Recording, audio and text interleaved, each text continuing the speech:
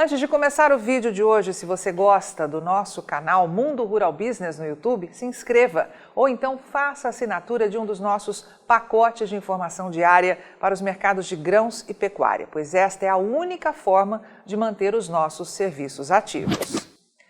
Mal da vaca louca no Brasil é atípico, confirma laboratório de referência no Canadá. Vaca louca, Ministério da Agricultura confirma que caso no Pará é atípico. Vaca louca, Ministério diz que caso é atípico. Pois é, caro assinante estrategista de mercado, desde ontem, quinta-feira, 2 de março de 2023, já te alertávamos que nos corredores do Ministério da Agricultura e Pecuária do Brasil já se sabia que o tal teste feito por um laboratório da cidade de Alberta, lá no Canadá, para detectar que o tal boi velho com mais de 9 anos, localizado do nada em Marabá, no estado do Pará, e que sequer chegou a uma planta frigorífica para abate, não passa de um caso de um boi velho com problemas neurológicos devido à idade. E não tem nada a ver com a doença da vaca louca, que, diga-se de passagem, não existe mais no mundo desde que a Inglaterra parou de dar farinha à base de carne e ossos para alimentar o gado. Aliás, essa coisa de caso atípico de vaca louca, agora você já sabe que só serve para confundir a opinião pública, pois o certo mesmo era dizer que um boi velho com Alzheimer ou qualquer outro problema neurológico típico de alguns indivíduos de mais idade foi identificado. Mas não. Para confundir você, dão esse nome, vaca louca atípica. E com toda essa conversinha fiada, alguns ganham muito dinheiro, derrubando o valor da arroba no Brasil.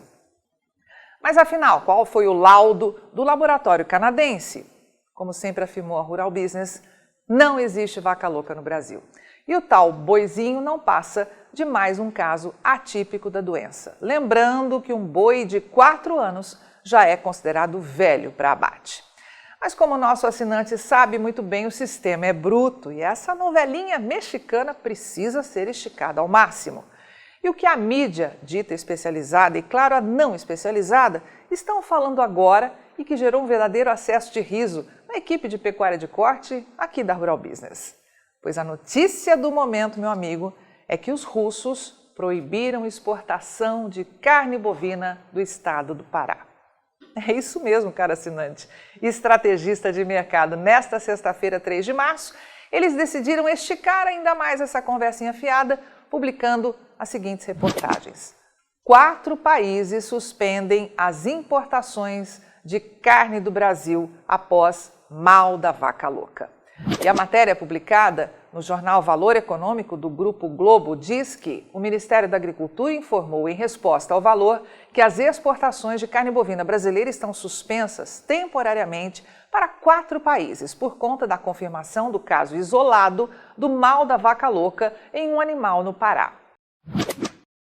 Além da China, parceiro com o qual o Brasil mantém protocolo sanitário que exige a suspensão voluntária das vendas a partir da notificação da doença, medida adotada há uma semana, Tailândia, Irã e Jordânia também deixaram de importar a proteína nacional. Segundo informações do Agrostat, do Ministério da Agricultura, consultadas pelo Valor, a Jordânia importou 11.500 toneladas de carne bovina do Brasil em 2022, com faturamento de 55,3 milhões de dólares para os exportadores brasileiros. Para a Tailândia, os frigoríficos nacionais venderam 6.100 toneladas da proteína, com receita de 17,1 milhões de dólares.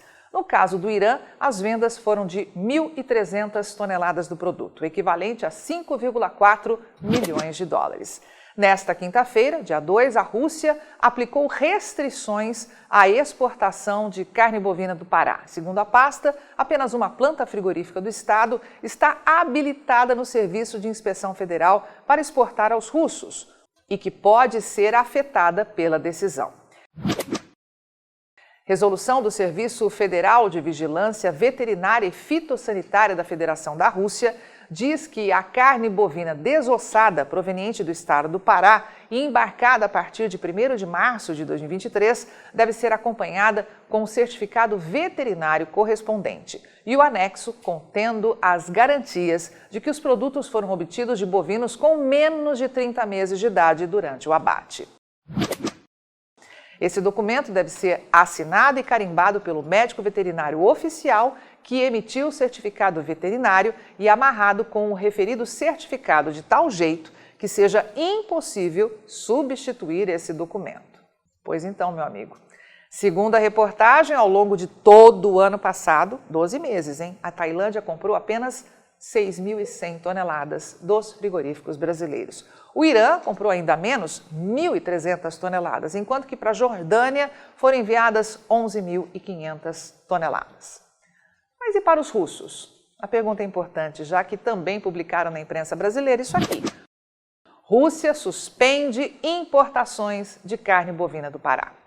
Então veja com seus próprios olhos que nos 12 meses de 2022, os russos compraram quase 50.000 toneladas de carne bovina produzida pelos frigoríficos brasileiros. Meu Deus, se isso durar um mês, vai ser um desastre para o mercado, certamente dirão alguns supostos analistas, que a serviço de parte dos mega frigoríficos do Brasil despejam todos os dias um caminhão de bobagens nesse mercado.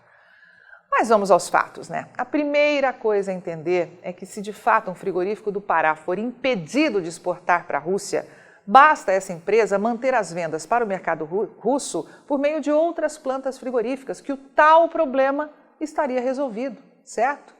Mas vamos fazer algumas contas importantes para que você perceba mais claramente como é ridículo alguém tentar usar a mídia gratuita para falar que esse suposto embargo feito pela Rússia à carne bovina do Pará pode trazer alguma pressão sobre os preços da arroba no imenso mercado pecuário brasileiro. Pois bem, ao longo de todo o ano de 2022 foram exportados pela indústria brasileira 2.260.000 toneladas de carne bovina de todos os tipos, ou seja, carne in natura e processada. E segundo números oficiais, e aqui nós chamamos a sua atenção, porque não é a Rural Business quem está dizendo isso, é o Ministério da Economia. Pois bem, apenas 111.700 toneladas tiveram como origem declarada o estado do Pará, ou seja, menos de 5%. Continuando, do volume exportado pelos frigoríficos do Pará, apenas 516 toneladas tiveram como destino a Rússia, que, como pode ver, é menos de 0,5%. Fazendo a conta inversa, o suposto embargo russo poderia comprometer, na verdade, 0,02% das exportações de carne bovina dos frigoríficos que operam no Brasil. É exatamente isso que você ouviu, 0,02%. E isso se esse baixíssimo volume não fosse compensado com as exportações sendo feitas normalmente de outros estados. Mas olha, vamos acabar de vez com mais essa novelinha mexicana e que num passado não tão distante já levou ao prejuízo muita gente que não tinha acesso às informações investigativas e estratégicas aqui da Rural Business. Saiba que se o governo russo pirar e disser, olha, não quero mais essa carne e tudo ficar represado dentro do Brasil por um mês, sabe em quanto tempo ela é consumida aqui em nosso mercado interno? Por alguns dias? Não, meu amigo. Em 1h30 ou no máximo 2 horas, ela simplesmente desaparece.